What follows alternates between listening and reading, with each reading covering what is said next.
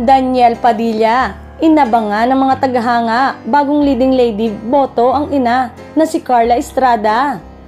Pinasaya ni Daniel Padilla ang mga Davaoeño sa gitna ng maulang panahon.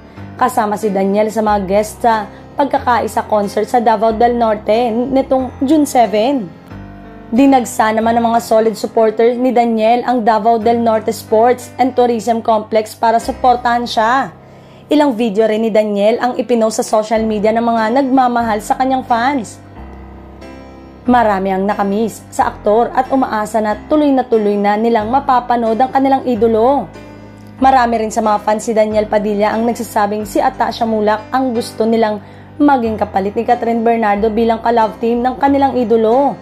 Malakas ang karisma sa tao ni Atasha kaya mabilis ang naging pagsikat nito. At base nga sa kanyang personalidad, babagay si Atasha sa aktor. Ang problema nga lang ay magkaiba sila ng network at management kaya mahirap na pagsamahin.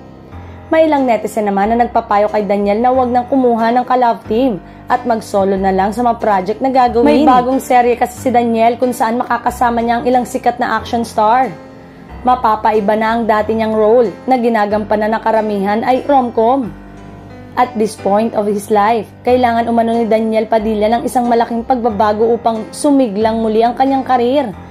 Tila boto naman ang ina ng aktor na si Carla Estrada sa anak ni Aga Mulak at Charlene Gonzalez na si Atasha. Sa personalidad umano ng dalaga ay mukhang mana sa magulang dahil mabait at magalang ang dalaga.